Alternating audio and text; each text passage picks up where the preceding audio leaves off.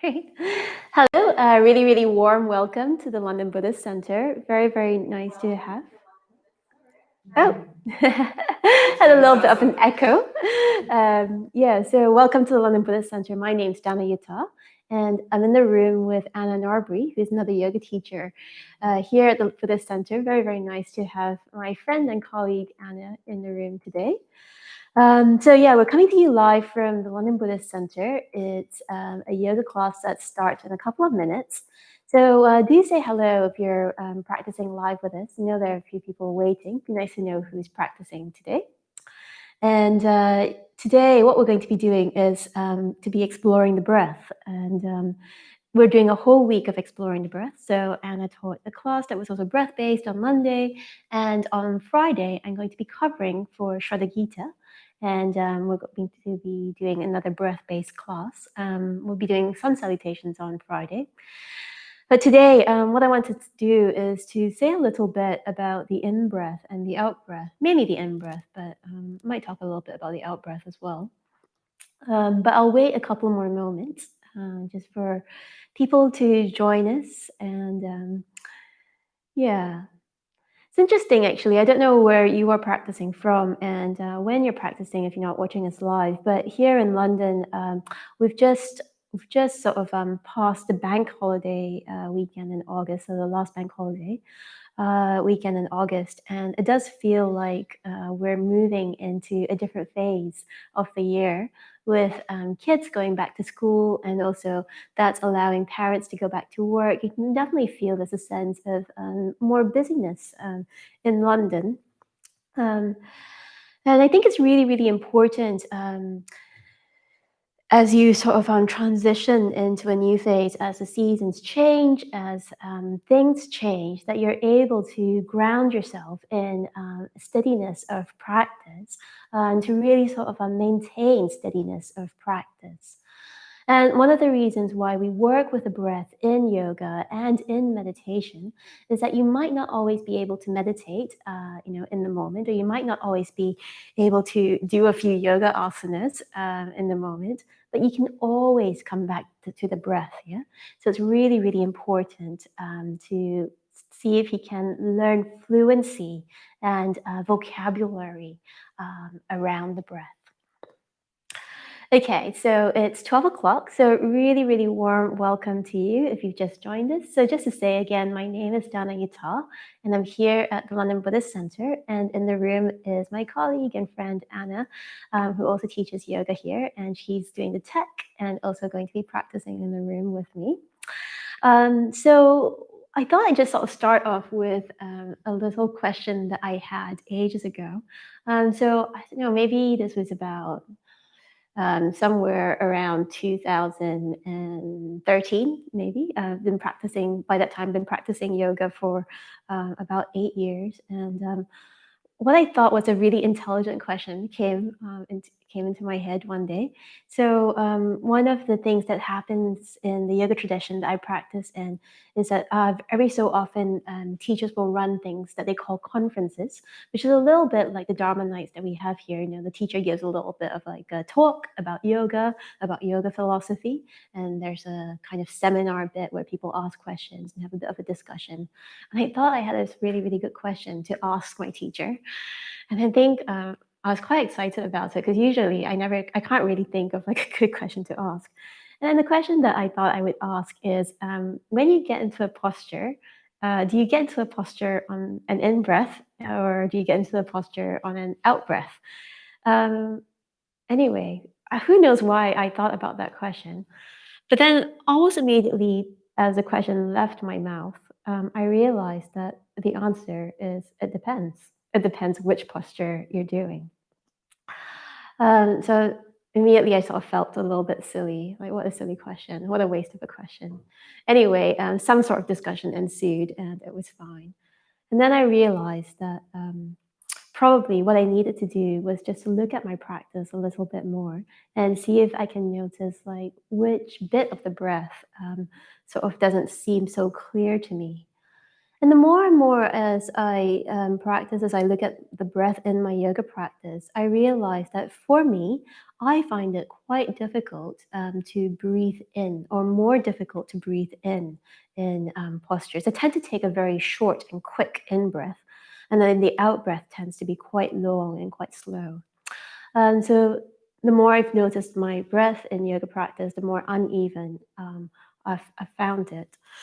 And one of the things that I'm trying to do at the moment is just to really, really pay attention to the in breath and just to make sure that I'm breathing in properly.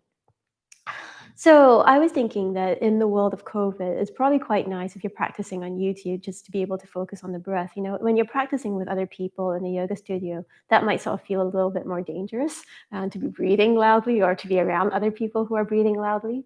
But you know, if you're in the comfort and the privacy of your own home, you can breathe as much as you like. Yeah.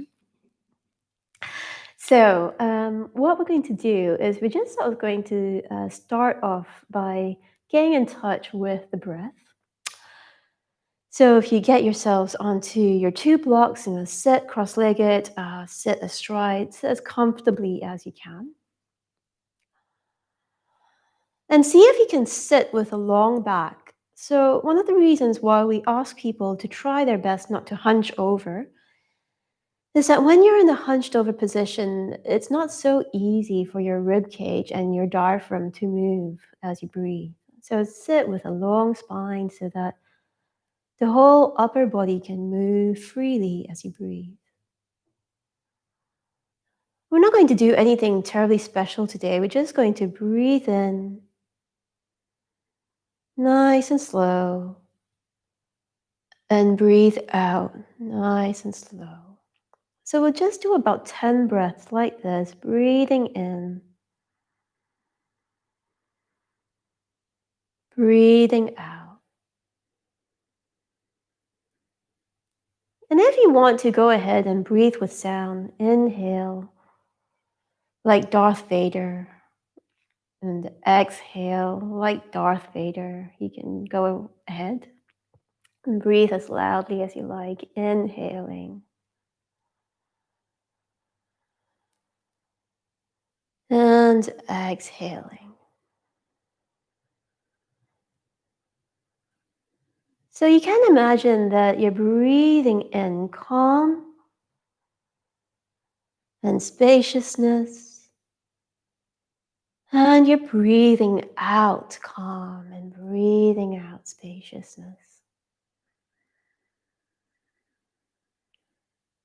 So inhaling long, exhaling long.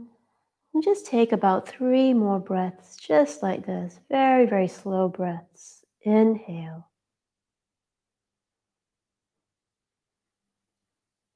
Exhale.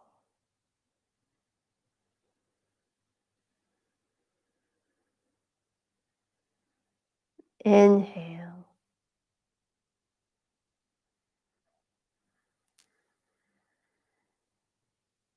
Exhale. And just one more, breathing in. Long and slow and spacious. And really exhale.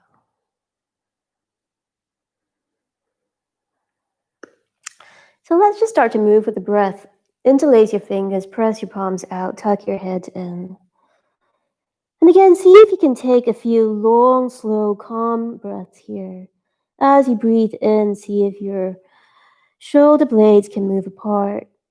As you breathe out, see if your shoulder blades can move down your back. And these are quite natural movements. It's just that the breath exaggerates any movement in the upper back or causes the movement in the first place.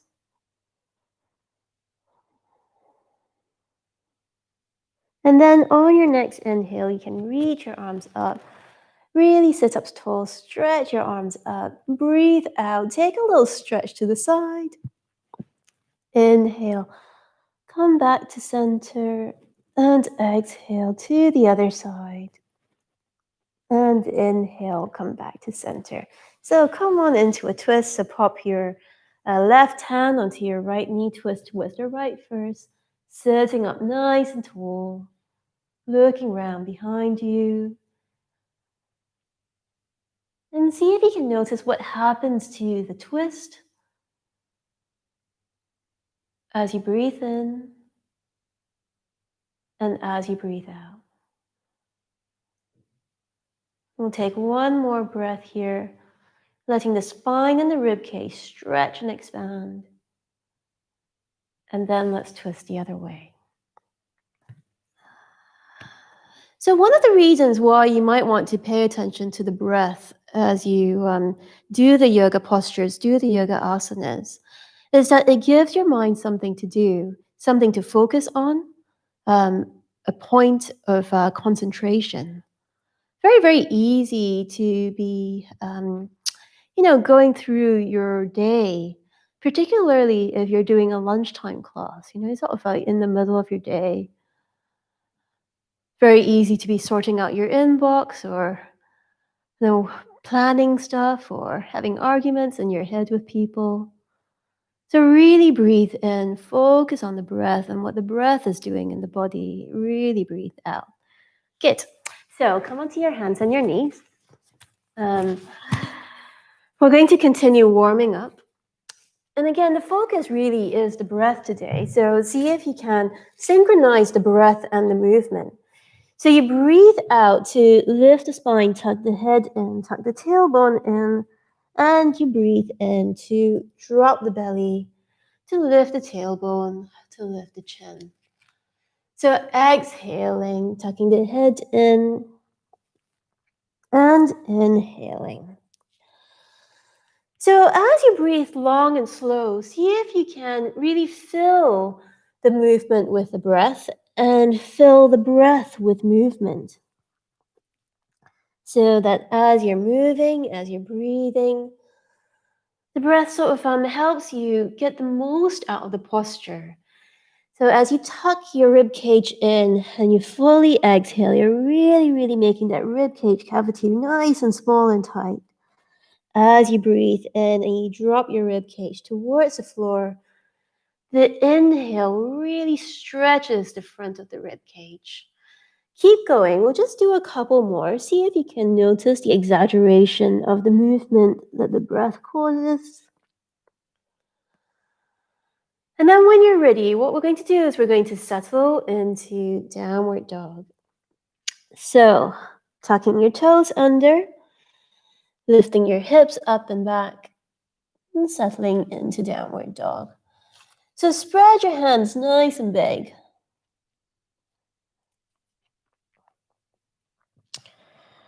See if you can tuck your head in, see if you can look towards your own belly button. And then particularly notice the shoulders. So as you breathe in and out, what happens to the shoulders?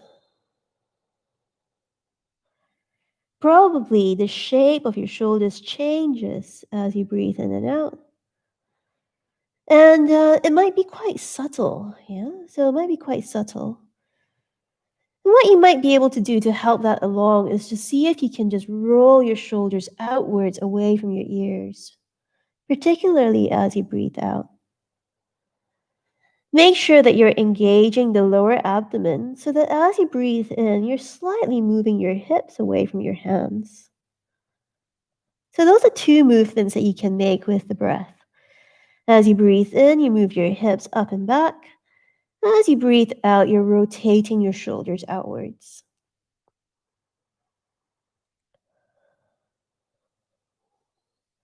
We'll take one more breath here, just staying in downward dog, stretching out the upper body.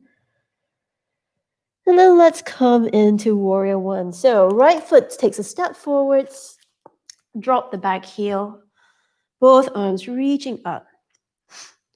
So one of the things with warrior one that I occasionally talk about is the importance of lifting the chest.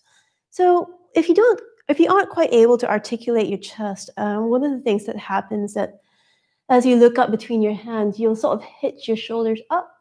But if you are able to lift the chest, then your shoulders can stay down as you look up between your hands. And then the breath can be a bit freer. Yeah? So you lift the sternum up towards the ceiling. Drop your shoulders down and back. See if you can breathe freely. And as you breathe, notice which side of the breath is harder. Do you find it harder to breathe in? Or do you find it harder to breathe out? Do you have a naturally shorter in breath or a naturally shorter out breath? Okay, and then let's come into Warrior Two. So both arms reaching out to the sides. Looking along your right arm if you can. Perhaps giving your elbows a tiny little micro bend just so that your shoulders can be a little bit lower. Still lifting up the lower abdomen. So try not to let your belly flop out. Lift your belly up into the spine. And then let's come into Parsvakonasana. So bend your right knee even more. Left arm comes up and over. You can also bring your right hand down onto the floor. So one of the things I did last week was we had a little yoga photo shoot here at the Buddhist Center, and the photographer is one of our regular students, Richard. And Richard asked, which is correct when you teach Parsvakonasana? Do you put your hand in front of the foot or the hand behind the foot? I tend to practice with my hand behind the foot. The students of Iyengar yoga or other schools of yoga intend to put the hand in front of the leg. I think either is really fine, do what's comfortable with what you're comfortable with. Each have their own sort of pros and cons. Okay, and then come all the way up. We're going to come into Trikonasana, so you might just want to bring your feet a little bit closer together. Bring your right hand down into the shin, left arm reaches up towards the ceiling. Good. And one of the things that you need to do when you correct yourself in Trikonasana is to first of all just make sure that the legs are straight. But the second thing, which is possibly a little bit more interesting, is to make sure that you're on one plane. So most of us will tend to do the posture with our hips back and our shoulders forward. So you need to sort of swing the other way, get your shoulders in line with your legs, and bring your hips a little bit forwards. Okay, bend your right knee slightly, come all the way up. So right foot turns in, left foot turns out. We'll keep the same stance and come into Trikonasana.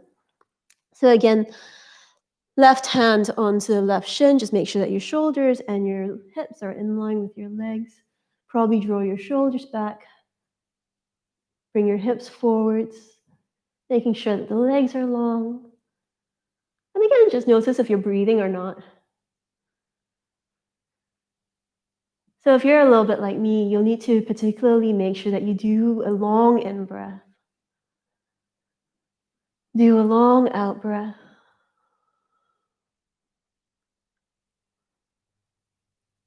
Okay. Bend your knee a little bit and come all the way up. Take your feet further apart. So Parsvakonasana, you can rest your arm on the knee. You can also bring your hand down to the floor. And again, when you bring your hand down to the floor, it's quite important to bend your knee even more. And like I said on the other side, you can have your hand behind your foot, or you can have your hand in front of. One of the things that you can do with your hand behind is that you sort of give your hips a kind of little correction. You draw your hips forwards. Don't think that's so easy to do if you've got your hand in front of the knee. And look towards the ceiling underneath your arm. Make a long line with the left side of the body. No, the right side of the body. And just stay for a couple more breaths, making sure that you're breathing.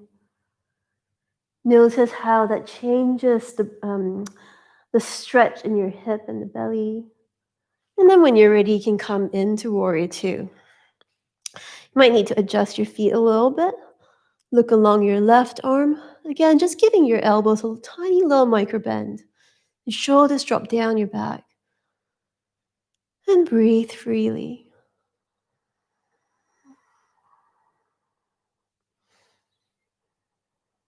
Remember to breathe in.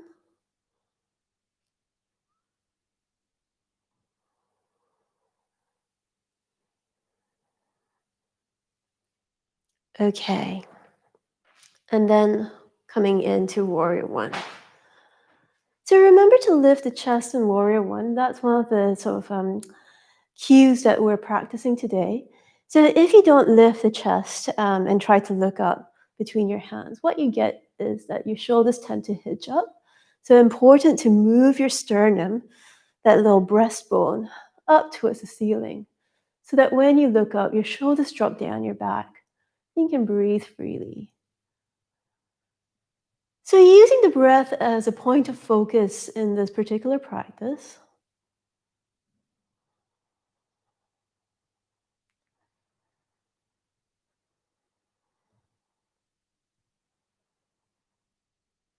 okay, dropping your hands. So you can just straighten your left leg for a moment. What we're going to do is we're going to step through into Sukhasana, Warrior Three. So I'm just going to bring my feet a little bit closer together. Probably I don't want to step off the mat.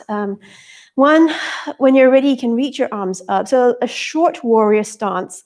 I'm going to step through and step onto your left foot, straighten both legs, straighten the foot that's on the floor, the leg that's on the floor, the leg that's in the air, and come into Warrior Three balance.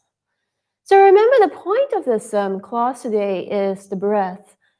So it doesn't matter if you're horizontal or not. See if you can find your balance and then breathe in the balance. So if you're only like a little bit in the balance like this, that's fine. Just maintain your balance and breathe. Really inhale. Really exhale. Really inhale. And exhale. Well done. Good. Other side. So start again in a short warrior posture. So change legs. Reach your arms up. See if you can steady your gaze on one point in front of you, perhaps on the floor in front of you, and coming into the Warrior Three balance.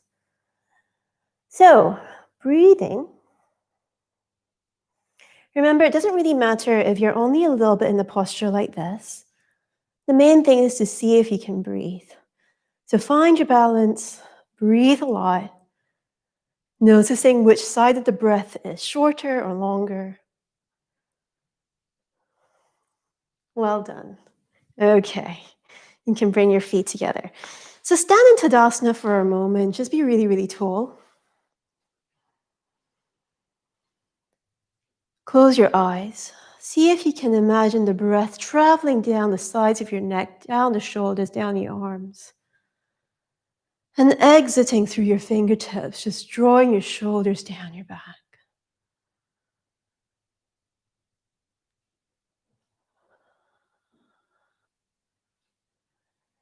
One of the things I like to imagine with the breath in Tadasana is that as I breathe in, the breath comes up through the legs to the crown of my head. And as I breathe out, the breath travels down the sides of my neck, down my arms, to the fingertips. So the breath both helps me stand up nice and tall, and also helps me draw the shoulders down and back.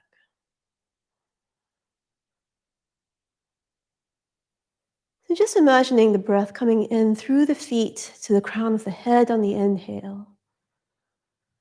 And as you breathe out, from the crown of the head, down the sides of the neck, down the shoulders, down the arms, out through the fingertips. In, feet to crown of the head. Out, crown of the head to fingertips.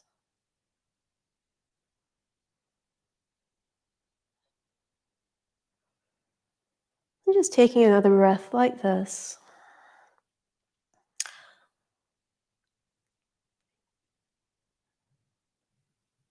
Okay, good. So let's come and do a Katasana. So just going to turn around. Have your feet together, knees together. Bend both knees and reach both arms up.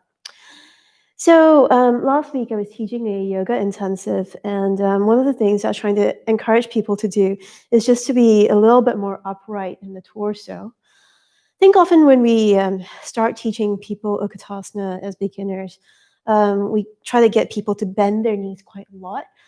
Usually what happens when you're a beginner is that when you bend your knees quite a lot, the shoulders tend to fall forwards. But if once you've been practicing yoga for a while, actually what you can do is just to be really more upright in the shoulders while maintaining the bent knees. And then that will also allow you to just lift the sternum a bit so that when you look up between your hands, your shoulders can stay down and back. Once you hitch your shoulders forwards, actually looking up between your hands does cause a lot of neck strain. So that's another reason why you want to be as upright as possible. Okay, bring your hands down. Keep your feet together today. Bend your knees. I like us to do Uttanasana. So you can have the palms of your hands on the floor, or you can come onto the tips of your fingers. But just make sure that you've got a little bit of contact with the ground. Hands are a little bit in front of your feet. Now see if you can lift the chest. So again, this moving of the sternum forwards and upwards. Then take a few breaths here. So again, probably the in-breath will sort of cause the upper back to have a bit of a micro stretch. So really inhale here. And exhale. By the way, it doesn't really matter if your knees are a little bit bent, but see if you can have a sense of straightening your legs. So even if your knees aren't perfectly straight, you have a sense of straightening. Just one more breath like this. Okay. Bend your knees a bit more, hands on the ground. Fully take a step back.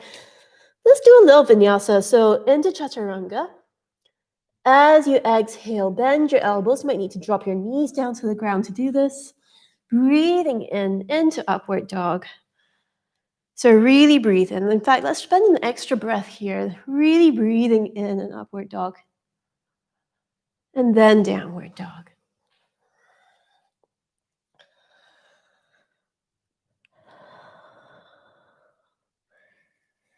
So tuck your head in. Look towards your own belly button. Again, see if you can, as you breathe in, move your hips away from your hands. Remember to turn your shoulders out. By the way, when I say turn your shoulders out, you want to make sure that your hands don't turn out as well. You sort of like do a little rotation, but it's only in the upper arm. So your forearms don't rotate. Okay, and then walk your feet towards your hands, cross your legs, and sit down. Good. So we're going to do a kind of little Janushirshasana variation. It's called Crown Chasana. So you want to start with your right knee tucked in. And then hold on to your left foot. So you make a little cradle for your left foot. And then see if you can start to straighten your left leg up towards the ceiling. So you might be able to straighten your leg. You might not, might be a little bit bent. That's absolutely fine. So and it's kind of like a slightly more interesting way to do Janushirshasana kind of stretch. And then you sort of can bend your elbows and draw your shin towards your nose. That's it. Very, very good. And then releasing. Good. Other side. So make a little cradle for your right foot. Left leg is in Janushirshasana position. So just make sure that it's not too crossed over. And then one of the things that you can do here is to sort of start off by making sure that your back's really straight. So before you start to bend your elbows, the first thing is to get the back straight. Your leg may or may not be straight. Don't worry too much about that. And then if you want to, if your leg is completely straight, see if you can bend your elbow and draw the foot towards the face. And just a little hamstring stretch.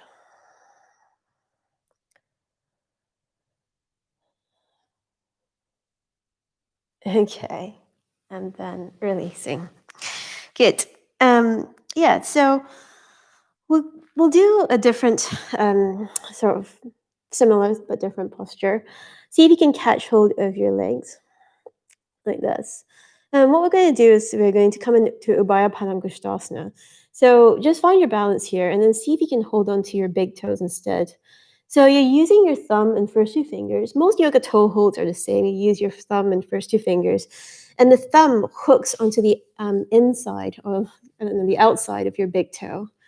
And then your first two fingers goes between your big toe and your second toe.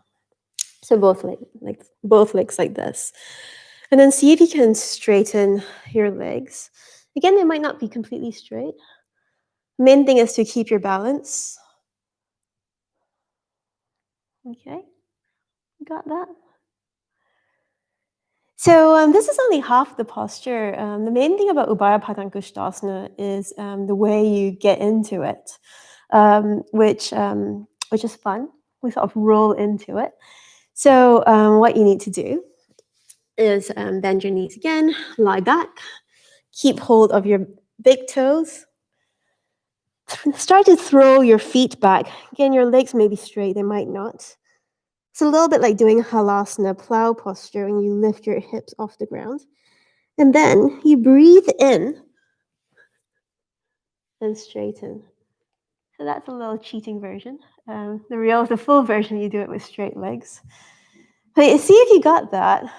If not, let's just do another little sort of exercise that might help you. So one of the reasons why I'm teaching about Padangusthasana today is because it's very, very much to do with the breath. You need to breathe in to roll up and balance. So if you're doing this, which is it's called rolling like a ball, you want to really hook your your ankles close to your sit bones. As you rock back, you breathe out. So you inhale and balance on your bottom without your feet touching the ground. So exhale and inhale. To see if you can synchronize that. It's very, very much like cat-cow. You move and you breathe at the same time. Breathe out to roll back. Inhale to rock up and catch. So the feet stay off the ground. Exhale and inhale. Good. So come back to Ubaya Padangusthasana. Hold on to your big toes. Reach your feet back. Breathe out here. Big exhale. Inhale, roll up and balance. Whoa. Anna's wobbling behind the camera. Okay, so let's just do that again and then we'll hold the posture. So when you're ready, roll back. See if you can keep your legs straight if you manage to do the last one. So breathe in and roll up. Good. Now stay here. See if you can point your toes. And then the very, very last little bit of the posture is to look up towards the ceiling. So again, a little friend that lift up the sternum. Remember to breathe. Looking up towards the ceiling. Remember to breathe. By the way, the cue for this is that your face is parallel to the ceiling. You're really dropping your head right back. Okay, inhale, look up, and then releasing. Good. So I like us to do some little sideways bends. So you might want to sort of sit sideways on your mat so that your legs have like the full advantage of the padding. Tuck your right foot in and stretch your left leg out to the side. So you might be able to sit like this, and it's sort of fine. If you're not very flexible, what you might find is that your leg makes a sort of a more acute angle. If you're more flexible, the leg goes out to the side. And this might be an easy position for you. It might not. If it's not, the other thing that you could try doing is just to raise your bottom a little bit and to sit on the block. Okay, so we're going to do a little sideways stretch. So Parigasana, you reach your arm out to the side along the leg. And then, if you're able to, One thing you can do with your right hand is to have the right hand on the waist. If you're a little bit more flexible, you can reach your right hand to the foot. May or may not touch the foot. If it does touch the foot, you can hold onto the foot with both hands and look up towards the ceiling. It's one of the postures that you sort of describe to your osteopath and you say, oh, I do this, I do this, I do this, and my neck hurts. And the osteopath says, why do you do that in the first place? Anyway, I think Parigasana gives a really nice sideways stretch. Okay, and then come all the way up. Good. Change sides. So again, if you're less flexible, what will happen is that your leg comes a little bit more forward. So your right leg will come a little bit more forward. Otherwise, you can take your right leg really out to the side. One of the things with Parigasana is that often we come into these sideways bends by really shortening one side of the body. But with Parigasana, what you're really trying to do is keep length in both the sides of the body. So as you reach your right arm out to the side, you just really keep lengthening the right side of the body.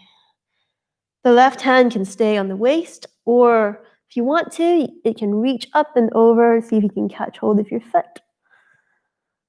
And both hands catch hold of the foot. And then you may or may not be able to look up towards the ceiling.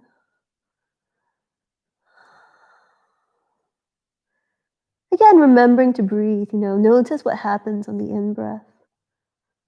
Notice what happens on the out-breath.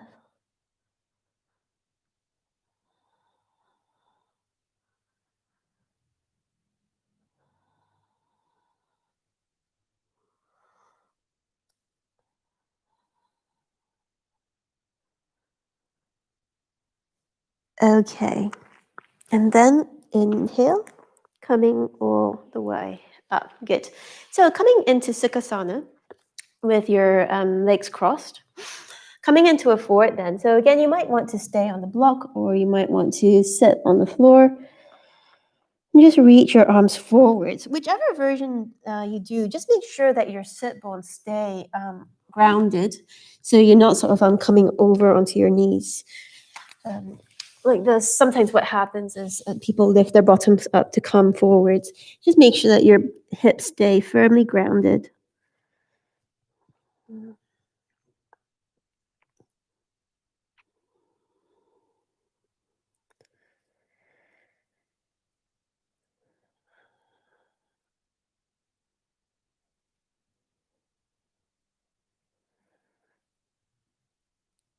And then you can come all the way up. Good.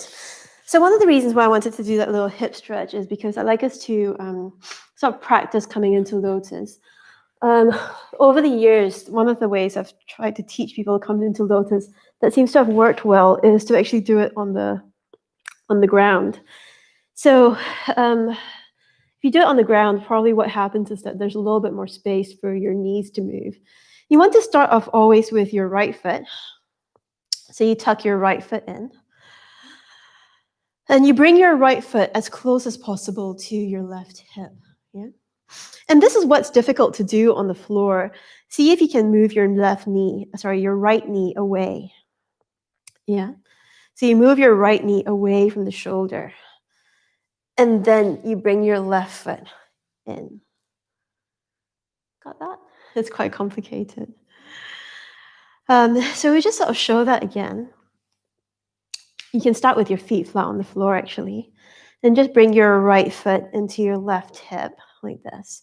So this is the bit which I think is hard for most people to do on the floor, is that you need to, as you draw your left knee in, you need to move the right knee out of the way to make some space for your left foot. So this right knee moves out of the way so that the left foot can come into the hip. So you may or may not have been able to bring your left leg in. Sometimes what happens is that you sort of end up with this posture and you can't quite get the foot over your right leg.